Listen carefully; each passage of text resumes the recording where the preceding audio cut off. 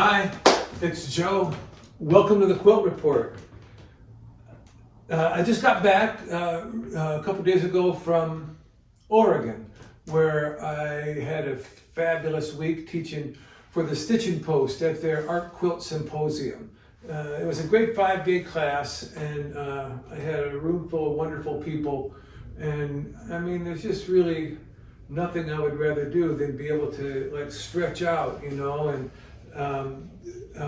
talk about all the aspects of what we're doing, philosophical aspects of it, the mental aspects of making a quilt, and design, and the difference between design and pattern, and the difference between a decorative intent and an artistic intent, and just time to go over all that stuff, which you know, in a 1-day class you can't really address so much. So anyway, I really enjoyed it. I had a great time. It seemed like my students enjoyed it, and we had a good time. Weather was great there in Central Oregon, and the food was wonderful. The whole thing was great. But while the people were working, very often I would be playing my guitar, but I also had a sewing machine, and so I had a quilt top in progress that I decided to just work on. So it was this one behind me, and you can see it's pretty much done. It's pretty much the size of my usual quilts, and pretty much the shape of my usual quilts and everything. Pretty much. So when I got, but I was working without a design wall. I was working by laying it on the floor and trying to straighten it up with alignment with the side of the room and everything. And it was less than ideal for making a large quilt like this and trying to make sure it's absolutely square. And when I got home, I could see that the quilt goes, it goes like this. It tilts down a little bit. You can see if you look over here, I think you can see it, how it goes in, right? From this side, it curves inward, and over here, it curves outward. So it's going to require some real straightening. I went through some ideas. I have more of this fabric and more of this fabric. Oh, excuse me, I have a little bias tape. I have some more of this brown stripe stuff that doesn't really work with anything else. Thought of various ways to deal with this. I tried to block it, I pulled it into shape, and it just distorts it all the more. So rather than fighting what I have and trying to get it to sweep over this way, it's never going to. Oh, I mean, it might if I would soak it in the tub, and I don't know, and it might not. Rather than do all that, I thought I would add something from about here on down and cut something from there on down, so that it's going to end up square, and I won't be fighting its very nature when I try to put it in the quilt frame.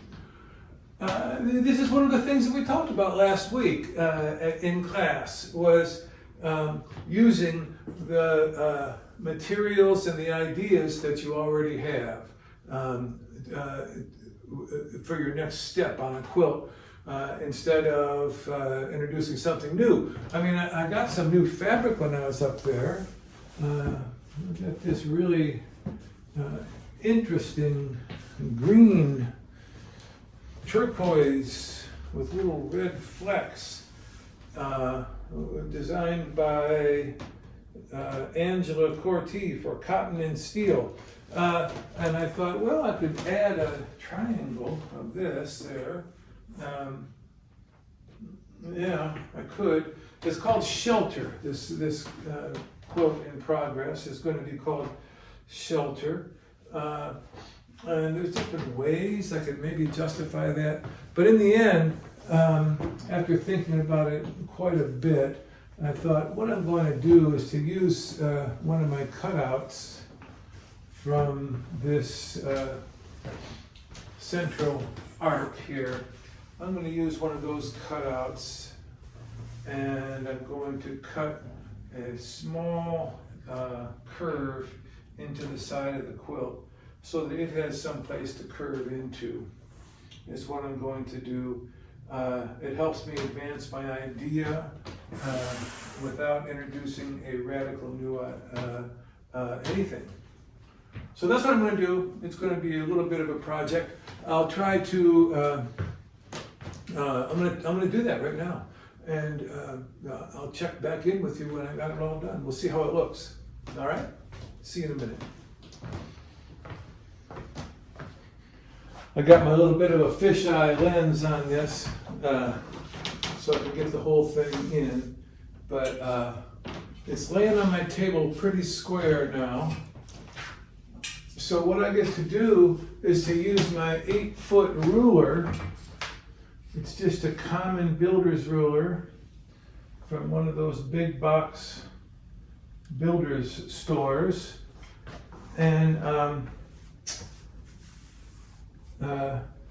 I can lay this on my table and then go ahead and see how we come out.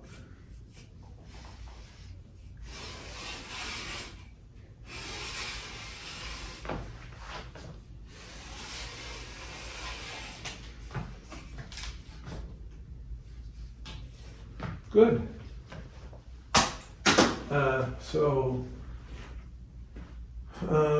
Let me get that up on the wall and see where we've ended up now.